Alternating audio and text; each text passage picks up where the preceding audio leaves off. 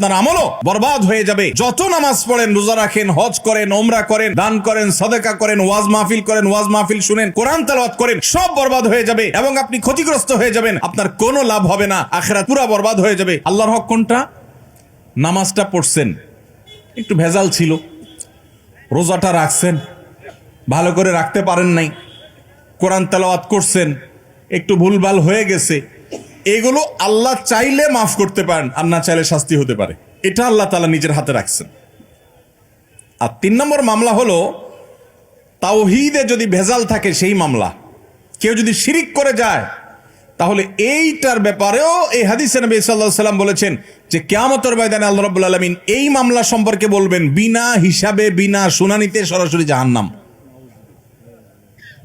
যদি কেউ শিরিক করে, তাওহীদ এর উল্টাটা হলো শিরিক। তাওহীদের উল্টাটা কি ভাই? শিরিক। আল্লাহ তাআলা সব সহ্য করলেও আল্লাহর সঙ্গে শিরিক করাটাকে আল্লাহ সহ্য করেন। আল্লাহ কোরআনে বলেছেন, ইন্নাল্লাহা লা ইয়াগফিরু আন ইউশরাকা বিহি ওয়া ইয়াগফিরু মা দুনা যালিকা লিমান ইয়াশা। আল্লাহর সঙ্গে যদি কেউ শিরিক করে, আল্লাহ এইটা মাফ করবেন না। তবে শিরিক ছাড়াও অন্য কোনো অপরাধ করলে আল্লাহ যাকে ইচ্ছা তাকে মাফ করে দেন। এজন্য ভাইরা, আমরা শিরিক থেকে বেঁচে থাকবো তো ইনশাআল্লাহ। কখনো কোনো অবস্থাতেই আমরা শিরিক করব না, তাওহীদ ঠিক রাখবো। নবী করিম সাল্লাল্লাহু আলাইহি সাল্লামকে আল্লাহ তাআলা বলেছেন, হে রাসূল,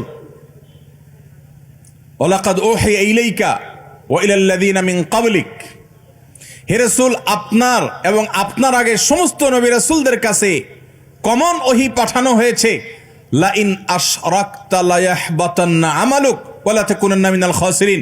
যদি আপনিও শিরকে লিপ্ত হন, নবী তো কখনো শিরকে লিপ্ত হইতে পারবেন না, হবেন না, তিনি তো মাসুম।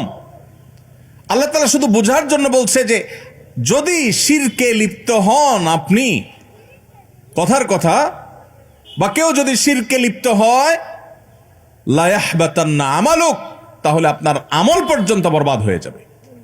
নবীও যদি, নবী শিরকে লিপ্ত হতে পারেন না, যদি শিরকে লিপ্ত হয়, তাহলে আল্লাহ বলেছে আপনার আমলও বরবাদ হয়ে যাবে। যত নামাজ পড়েন, রোজা রাখেন, হজ করেন, ওমরা করেন, দান করেন, সাদাকা করেন, ওয়াজ মাহফিল করেন, ওয়াজ মাহফিল শুনেন, কোরআন তেলাওয়াত করেন, সব বরবাদ হয়ে যাবে যদি আপনি শিরকে লিপ্ত হন, এবং আপনি ক্ষতিগ্রস্ত হয়ে যাবেন। আপনার কোনো লাভ হবে না, আখিরাত পুরা বরবাদ হয়ে যাবে যদি শিরিক হয়। এজন্য তাওহীদ ঠিক রাখতে হবে, শিরিক থেকে বেঁচে থাকতে হবে।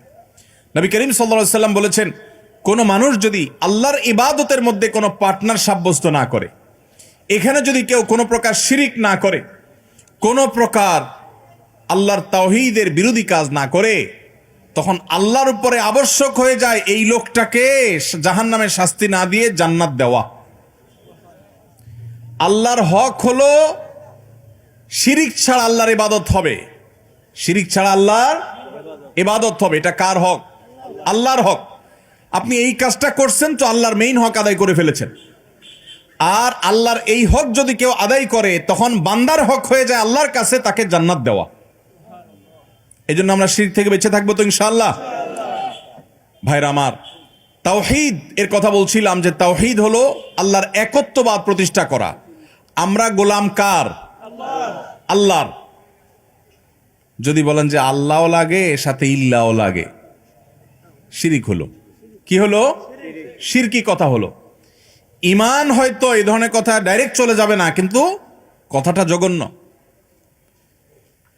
আমরা অনেক সময় বলি আগে আল্লাহ পিছে আপনি, মানে আল্লাহ তো আছেই, আবার আপনারও দরকার আছে।